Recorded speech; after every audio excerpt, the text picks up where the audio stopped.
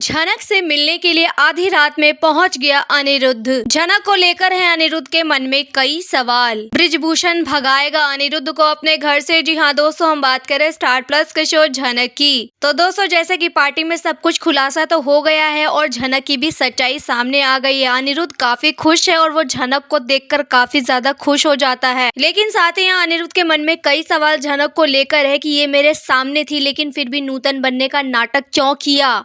चलो, इसको अपनी सच्चाई बाहर लानी थी, लेकिन ये मुझे तो बता सकती थी ना। ये जानती है मैं इससे कितना प्यार करता हूँ, मैं इसके बगैर नहीं रह सकता।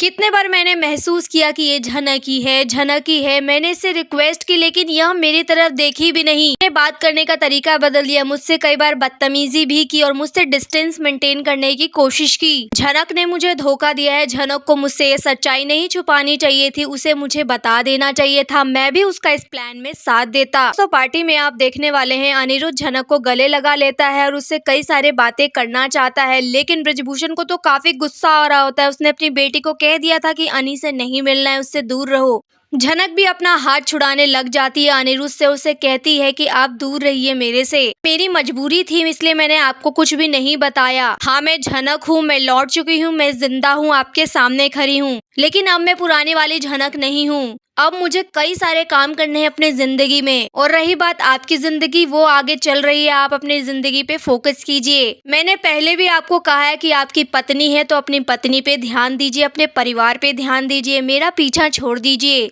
मुझे अब मेरे पापा मिल चुके हैं तो बस उसी के सहारे मैं अपनी पूरी जिंदगी काट लूंगी। मुझे किसी के भी सहारे की और जरूरत नहीं है। आप मेरे से प्लीज दूर रहिए। लेकिन अनिरुद्ध बात नहीं मानेगा। वो झनक के और करीब जाने की कोशिश करेगा और झनक से बहुत कुछ कहना चाहता है, झनक से बहुत कुछ बात करना चाहता है, उससे कई सवाल भी पूछना चाहता है। लेकिन बृजभूषण झनक का हाथ पकड़ेंगे और उसे लेके चले जाएंगे अपने घर। अनिरुद्ध यहाँ हाथ जोड़ रहा होगा कि मुझे प्लीज थोड़ी देर झनक से बात कर लेने दीजिए, मुझे उससे देख लेने दीजिए। बृजभूषण इसके खिलाफ जाएगा और कहेगा कि मेरी बेटी से दूर रहो, मैंने कह दिया, कोई बात नहीं करनी मेरी बेटी से। उसके बाद वो झनक को लेके अपने घर चले जाते हैं। लेकिन अनिरुद्ध अभी भी सेटिस्फाई नहीं हुआ है, उसे अपनी बात करनी है झनक से, मतलब करनी है। तो अब वो कैसे मिले झनक से? फिर क्या बिना बुलाए वो झनक के घर पहुंच जाता है। ठीक उसी तरह जब वो एक बार और पहुंचा था झनक के घर नूतन से मिलने के लिए, तो यहाँ पे भी वो फिर से पहुंच जाने वाला है बृजभूषण के घर। यहाँ बृजभूषण जी अपने कमरे में होते हैं और झनक बाहर होती है। अनिरुद्ध जो है झनक के पास जाता है।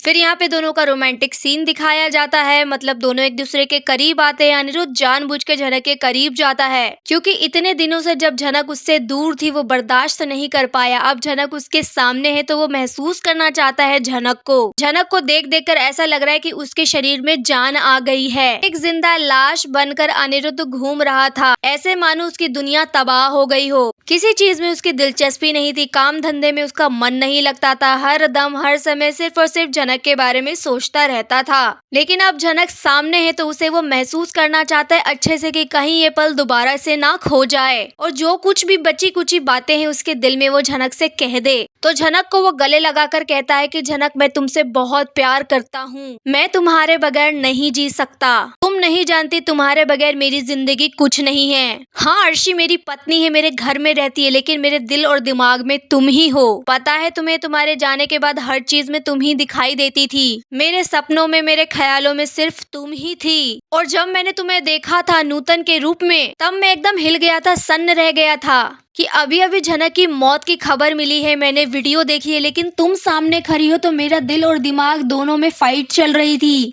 मेरा दिमाग कह रहा है ये नूतन है, लेकिन दिल कह रहा था ये झनक है। लेकिन अब तो यह पता चल गया ना कि तुम ही झनक हो, तुम जिंदा हो। मुझे बहुत खुशी हो रही है झनक। लेकिन साथ ही अनिरुद्ध यहाँ कई सवाल भी करने वाला है झनक से कि तुम मुझे ये बताओ, तुमने धोखा क्यों दिया? तुमने क्यों नहीं बताया तुम झनक हो? मैं तुम्हारे पास आ रहा था ना, कितने बार आया, तुमसे पूछा, लेकिन तुमने हमेशा मुझे खुद को दूर रखा। क्यों किया झनक तुमने ऐसा? बताओ मुझे क्यों किया? झनक अनिरुद्ध को बहुत समझाने की कोशिश करेगी और कहेगी कि देखिए सर जी, जो कुछ भी था वो मैं आपको बता चुकी हूँ। अब बार बार एक ही चीज को पूछना ठीक नहीं है। आप भी अच्छे से जानते हो और मैं भी अच्छे से जानती हूँ कि हमारे रिश्ते का कोई भविष्य नहीं है। अर्शी मुखर्जी आपकी पत्नी है और मुझे उन्होंने बता दिया है कि आप लोग बेबी प्लान भी करने वाले हो और आप दोनों बहुत ही करीब आ चुके हो, ये बात भी मुझे अर्शी बता चुकी है। तो अब ये सब नाटक करने का कोई फायदा नहीं है, आप अपनी जिंदगी में आगे बढ़ चुके हैं, बहुत अच्छी बात है। मैं तो यही चाहती हूँ कि आप अपना परिवार बनाइए, आगे खुश रहिए, लेकिन मेरा पीछा छोड़ दीजिए। हम लोगों का मिलन नहीं हो सकता, कोई भी हमारे रिश्ते को एक्सेप्ट नहीं करेगा।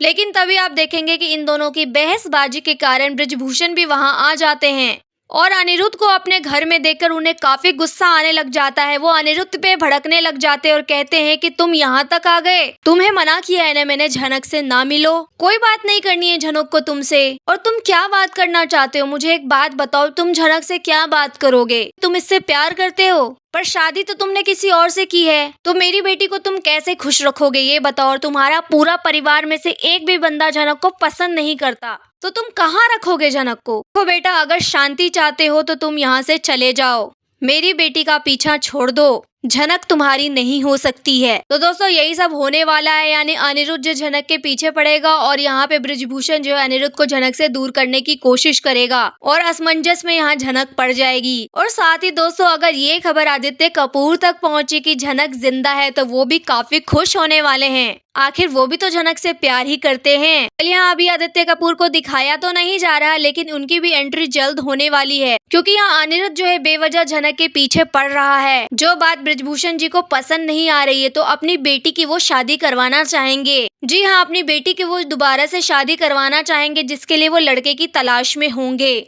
और यहाँ पे उनको पता चलने वाला है कि आदित्य कपूर नाम का व्यक्ति भी झनक से बहुत प्यार करता है। आदित्य के बारे में झनक भी बताएगी अपने पिता को। बस यहाँ आदित्य को भी परखने वाले हैं ब्रिजभूषण और उन्हें आदित्य कपूर बहुत पसंद आएंगे और उनका रिश्ता जो है वो झनक के साथ करवाना चाहेंगे। दोस्तों आप क्या चाहते हैं कि ब्रिजभूषण जी झनक और आदित्य का रिश्ता करवा दें? क्या उन दोनों की शादी करवा देना चाहिए ताकि अनी जो है झनक का पीछा छोड़ दे, या ऐसा और कौन सा तरकीब वो अपनाएंगे ताकि झनक जो है अनिरुद्ध से दूर रहे और अनिरुद्ध भी उससे दूरी बना के रखे? दोस्तों यहाँ आपकी क्या राय है, आप हमें कमेंट में बताइए। वीडियो अच्छा लगा है तो इसे लाइक कीजिए, सब्सक्राइब कीजिए फॉर मोर अपडेट्स। धन्यवाद।